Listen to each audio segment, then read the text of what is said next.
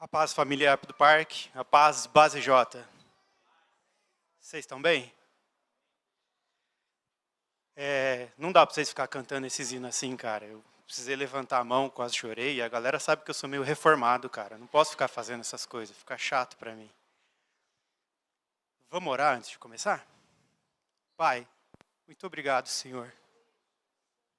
Porque o Senhor é quem a minha alma esperou, Senhor.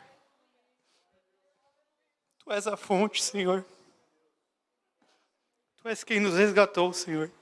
Por isso nós somos gratos a Ti, Senhor. Muito obrigado, Senhor. Obrigado por estar conosco durante todo esse dia e aqui agora. Que eu peço que o Senhor continue se fazendo presente, que a Tua água continue a fluir por nós. Nos ensine, Senhor, a partir da Tua palavra que eu te peço, Senhor. Em nome de Jesus. Amém.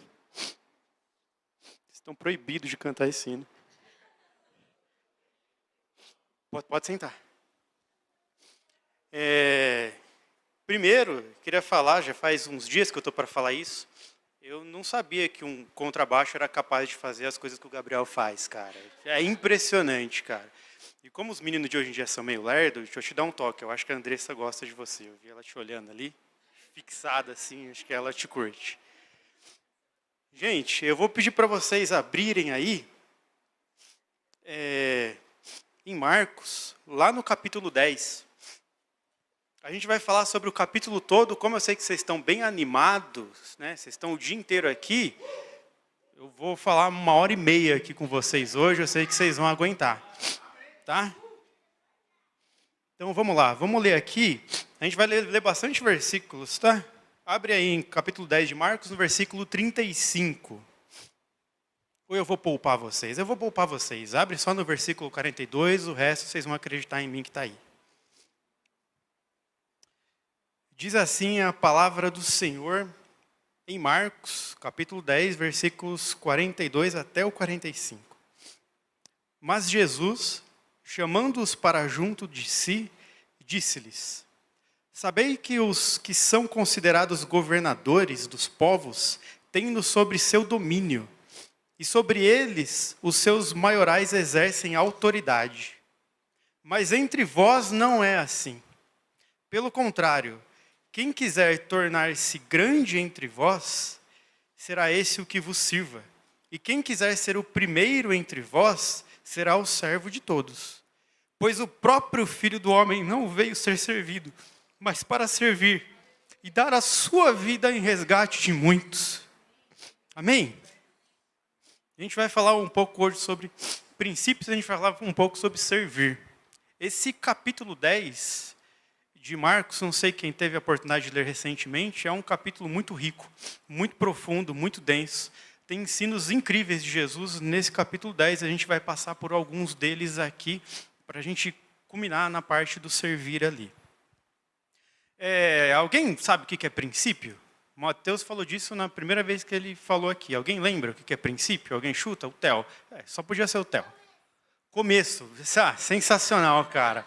Palmas para o Theo. Muito bem, Theo. Alguém mais arrisca o que é princípio?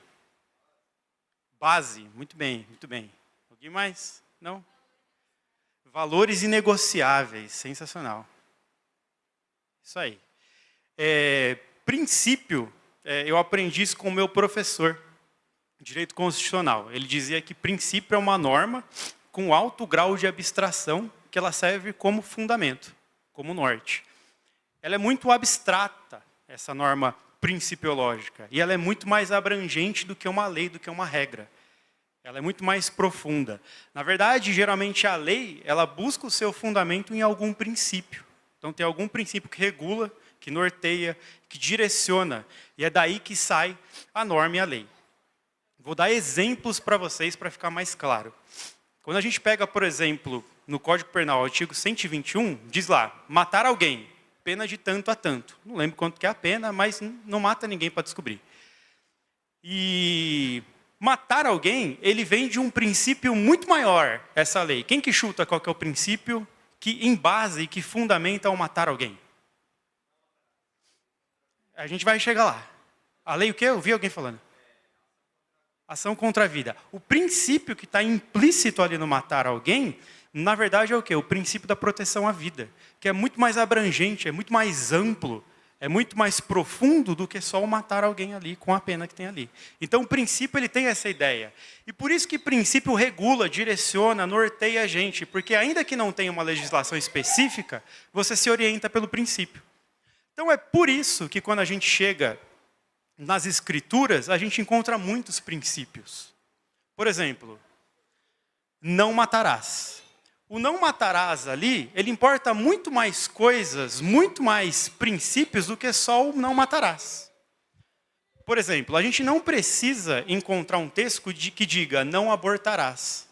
Por quê? Porque dentro do não matarás, a gente sabe que tem um princípio de proteção à vida. Que Deus é o autor da vida. Deus é quem tem o poder sobre a vida. É Ele que dá a vida e Ele quem tira a vida. Então, com base nesse princípio, Ele me norteia e me faz olhar para o aborto e dizer, não, aborto não, porque aborto é contra os princípios da vida que tem nas Escrituras. É por isso que se um dia chegar um plebiscito para mim votar, não sei se isso é possível, tá? Falar lá, vocês são a favor da pena de morte? Não lembro se tem um texto muito claro sobre isso, mas eu sei que tem um princípio da vida, que me diz que só Deus é quem tem desse poder. É só Deus quem dá e quem tira a vida. Então eu voto não, porque o princípio da vida me norteia. Essa é a importância do princípio, ele te direciona, ele te aponta um caminho, te dá um sentido, te fundamenta. E Deus trabalha muito com princípios. Aqui dentro do capítulo 10, Jesus vai tratar basicamente sobre princípios, durante todo o capítulo 10. Se você abriu sua Bíblia, você continua com ela aberta aí. Logo no comecinho do capítulo 10, você tem Jesus ali chegando na região da Judéia. O evangelho de Marcos é um evangelho que ele acontece. É um evangelho onde as coisas acontecem. É um Jesus que anda, que se levanta, que se movimenta, que prega, que ensina. O Marcos é um evangelista do movimento. Ele gosta de ver as coisas em ação. Então ele vai dizer aqui no capítulo 10 que Jesus já saiu dali, já foi para a Judéia, já se levantou e já começou, como de costume, a ensinar as pessoas, porque é isso que Jesus fazia. Ele veio nos servir, ele veio nos ensinar os princípios do Pai, os princípios que norteiam o coração do Pai, que estão para nós, para nortear as nossas vidas. Então ele já começa no capítulo 10, dizendo, Jesus foi até a Judéia e começou ali a ensinar, como lhe era de costume, porque Jesus fazia isso, ensinava. Logo nos versículos subsequentes, a gente já tem uma pergunta dos fariseus muito interessante. Porque é essa pergunta dos fariseus, eu preciso que vocês prestem atenção, que vai nortear todo o capítulo 10 até o final, até lá a cura do cego. Os fariseus chegam para Jesus e falam assim, ô Jesus, deixa eu te perguntar uma coisa. É lícito dar carta de divórcio para a mulher?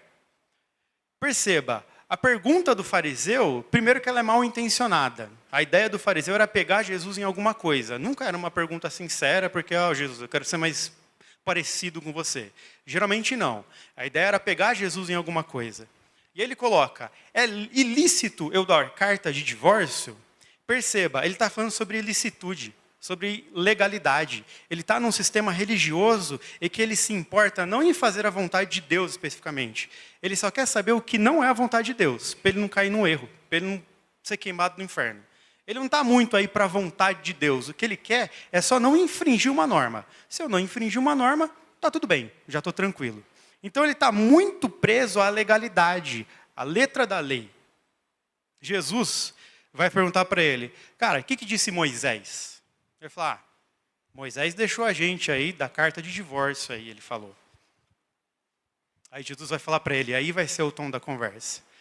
Eu estou perguntando para você o que no princípio escreveu Moisés. No princípio, escreveu Moisés que o homem vai se unir à sua mulher e eles serão um só.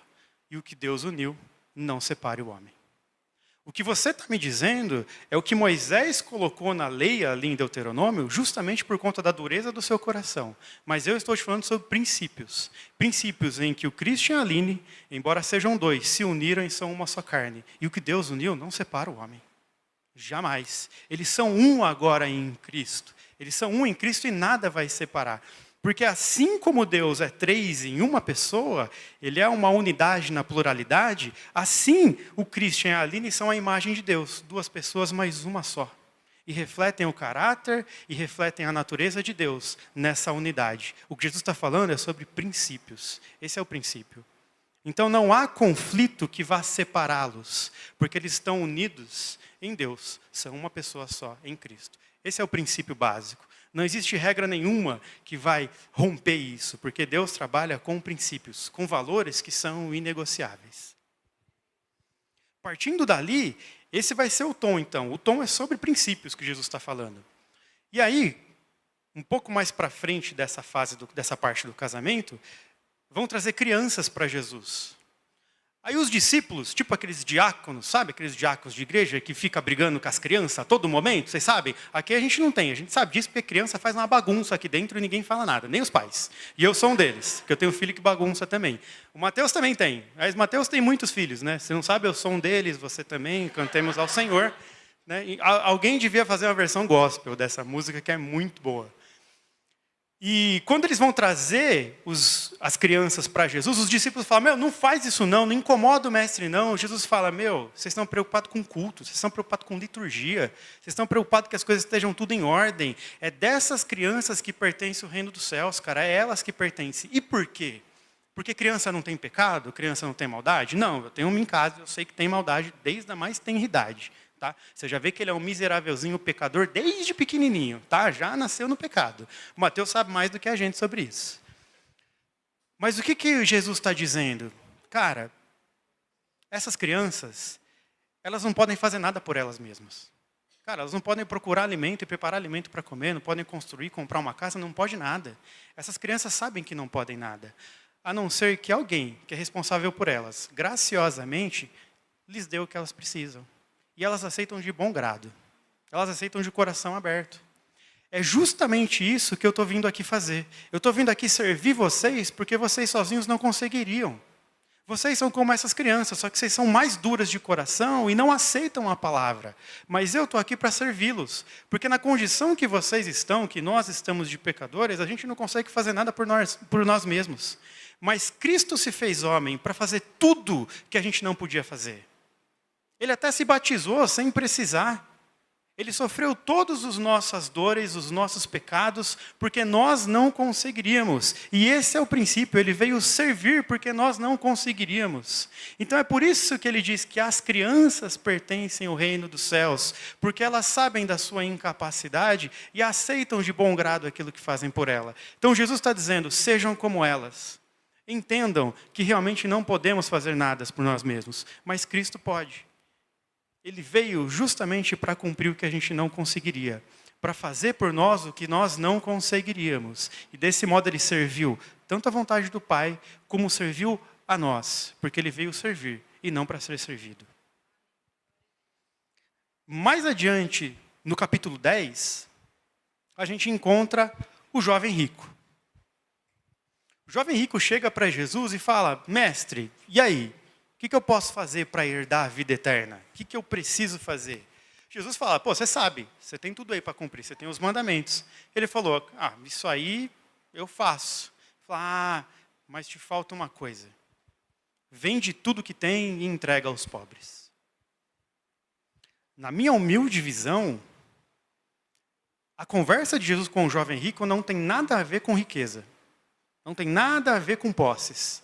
Tem a ver aonde está o seu coração. Essa é a conversa entre Jesus e o jovem rico. Não tem a ver com a quantidade de posses que ele tem, com a quantidade de riquezas que ele tem. Eu costumo dizer que Jesus não tem nenhum apego com a pobreza, nem nenhum apego com a riqueza. O que ele se importa é onde está o seu coração nessas situações. E ali ele não confronta, ele expõe o jovem ao seu próprio coração. Ainda te falta uma coisa. Ainda te falta usar tudo que você tem para servir a Deus e para servir aos outros. Porque é para isso que estamos aqui. Isso é o que Jesus está ensinando para o jovem rico. O que deve nortear a sua vida, independente do quanto você tenha, é o se você utiliza aquilo para servir a Deus e aos outros ou para servir somente a si mesmo. O que Jesus quis dizer para ele é que, cara, no altar do seu coração não é eu que estou. Ainda são as riquezas. E Jesus vai continuar conversando com os discípulos, porque infelizmente depois o jovem sai triste. A história dele não acaba aí, pode ser que ele tenha se arrependido e tenha sido salvo depois, não morreu ali naquele momento. Mas a história não conta mais nada sobre eles. Mas aí Jesus vai dizer, cara, como é difícil um rico entrar no reino dos céus. Como é difícil que alguém que confia nas riquezas entrar no reino dos céus. E os discípulos ficam assustados, mas, velho, como que alguém vai conseguir então? Vai ser muito difícil alguém conseguir. Mas aí Jesus fala, para Deus nada é impossível. Ainda que para os homens sejam, para Deus nada é impossível. Independente da idolatria do coração de cada um, dos meus ídolos, dos seus ídolos, a progressão da vida cristã é que Deus vai destruindo pouco a pouco os ídolos que nós temos e colocando ele em nosso coração. Pouco a pouco. Talvez não seja a riqueza, talvez seja outra coisa, mas Deus pouco a pouco destrói as idolatrias dos nossos corações e vai nos preenchendo cada vez mais com a presença dele. Porque ele veio para isso, para nos servir e não para ser servido. É tão difícil que Jesus fala, é mais fácil um camelo passar no buraco de uma agulha. E aí, não sei, quem é mais antigo aqui vai saber, tinha-se uma interpretação que em Jerusalém tinha uma porta estreita e que só passava um camelo, não sei das quantas. Não é isso. Deus está mostrando o absurdo realmente. É muito difícil que alguém que confia nas riquezas conseguir realmente ser salvo. Mas para Deus, para Cristo, tudo é possível. E aí eles caminham no capítulo 10. E aí tem um fato que é muito interessante no capítulo 10. Chega ali Tiago e João para Jesus. É muito interessante essa parte. Chega Tiago e João para Jesus e fala assim, Senhor, a gente vai te pedir uma coisa, mas é o seguinte, o Senhor já tem que concordar antes de eu pedir. O Senhor já tem que dizer que... Já viu? Tem gente que pergunta essas coisas, né? Eu vou dizer uma coisa aí, você já deixa antes de eu falar o que é? Promete que você vai deixar antes de eu falar? Eles queriam pegar Jesus nessa. Você promete que você já vai me dar antes de eu falar o que é? É uma arrogância e uma prepotência muito grande deles. Colocarem Jesus numa posição em que eles podem exigir de Jesus aquilo que eles quiserem. Sem sequer permitir que Jesus pondere a respeito daquilo, considere o que eles estão pedindo. O Senhor vai, sim, autorizar aquilo que a gente está pedindo. Jesus fala, peraí, o que vocês estão pedindo? O que vocês querem? Eles vão pedir que cada um, na volta, né, no reino estabelecido do Messias, que cada um sente à direita e outro sente à esquerda. Na prática, o que eles estão pedindo, que eles têm essa ideia messiânica de que Cristo colocaria o reino terreno, estabeleceria o seu reino ali, o que eles queriam, na verdade, nos dias de hoje, é, a hora que o senhor vier como presidente, coloca um como ministro da Defesa e o outro como ministro da Saúde, para a gente ter poder, para a gente estar acima de todos. É isso que a gente quer. E aí, a tônica dos versículos posteriores é muito bom.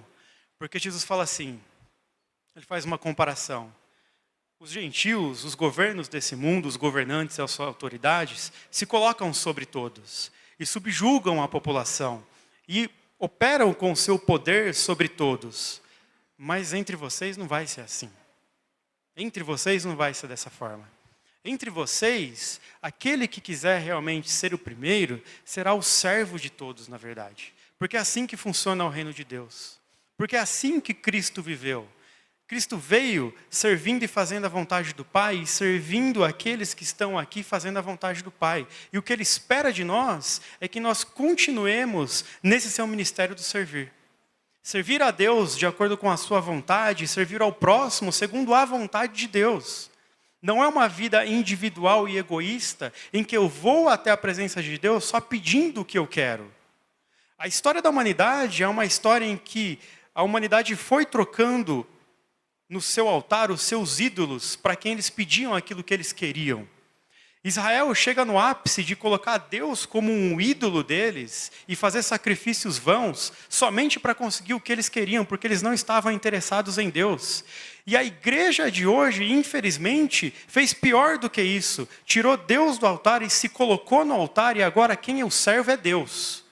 É eu que mando nele. Os hinos são para mim, eu canto hinos para mim, porque é eu que importo, eu sou o principal, eu sou o que brilha, eu sou o ponto fraco do coração de Deus, eu sou o alvo principal de Deus. Gente, quem serve a quem nessa relação? Quem adora quem nessa relação? Nós temos que nos colocar numa posição de servos, numa posição de alguém que entendeu o ministério de Cristo, o ministério que é o ministério do servir. E para servir, o que eu preciso? Primeiro, eu preciso conhecer a vontade do Pai. Porque se eu não conhecer a vontade do Pai, pode ser que o meu serviço seja errado. Pode ser que aquilo que eu preciso fazer seja errado, porque eu ainda não conheci a vontade do Pai. O meu apelo aqui hoje é que a gente pare um pouco de se preocupar com as nossas próprias necessidades e tente se preocupar um pouco mais com o que Deus quer para a nossa vida.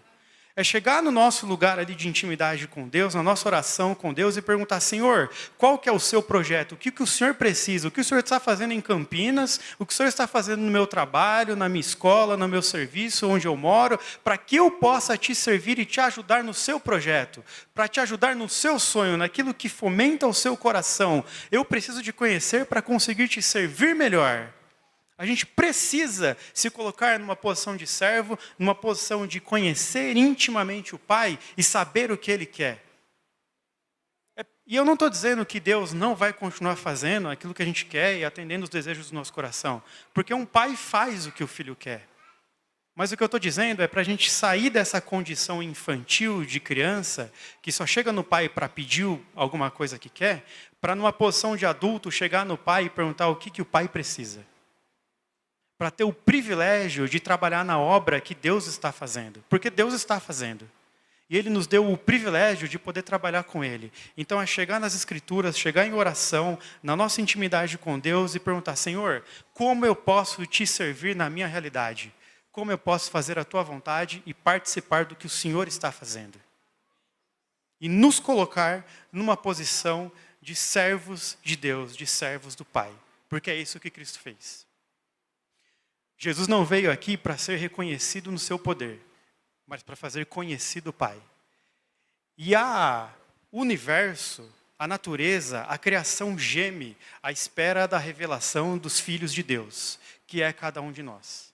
Quem está lá fora está em desespero, está em pranto, está vivendo numa escuridão. E lá fora, eles esperam o quê? Que os filhos de Deus revelem o Pai que eles ainda não conhecem. Então, o que nós devemos? Nos chegar a Deus. Nos chegar a Deus para conhecê-lo, conhecer o seu coração, saber o que ele precisa, e aí, de posse disso, poder servir as pessoas, poder servir aos nossos próximos. Então, preguei rápido, tá? Que eu sei que vocês estão cansados, tá? Então, mas eu quero que fique essa mensagem então no nosso coração. Vamos de coração conhecer a Deus, buscar quem Ele é, buscar qual é a sua vontade, quais são os seus princípios que norteiam a vida. E com base nisso, nesse conhecimento íntimo de Deus, que isso nos leve em direção ao próximo. Que isso nos leve cada vez mais a servir o próximo. E que sejamos conhecidos como Jesus fala. Não porque nós exercemos poder em cima das pessoas, mas porque nós exercemos o ministério da reconciliação, do perdão e do serviço, que é o ministério de Cristo. Amém? Eu vou pedir para o Mateus para fazer uma oração com vocês. Se vocês puderem se colocar de pé, o pessoal da música já pode vir.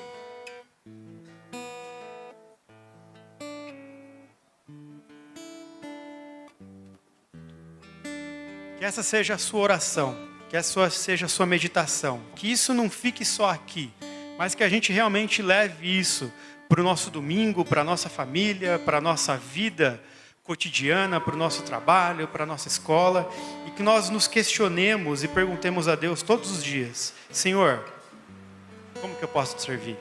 Eu estou aqui para fazer sua vontade. Amém? Vamos orar. Pai, muito obrigado, Senhor. Muito obrigado pela tua palavra, Senhor. Que a tua palavra, Senhor, faça de fato morada em nosso coração e na nossa mente, que não fique só aqui, Senhor, mas que de fato isso traga transformação, Senhor, em nosso coração, em nosso entendimento, que isso cause transformação em nossa relação com o Pai, em nossa relação com o próximo.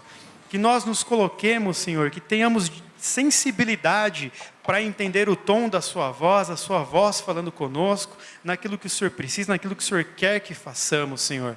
Nos dê propósito, nos dê direcionamento, nos dê sentido, para que possamos servir ao Senhor e para que possamos servir ao nosso próximo. Isso é o que eu te peço em nome de Jesus. Amém.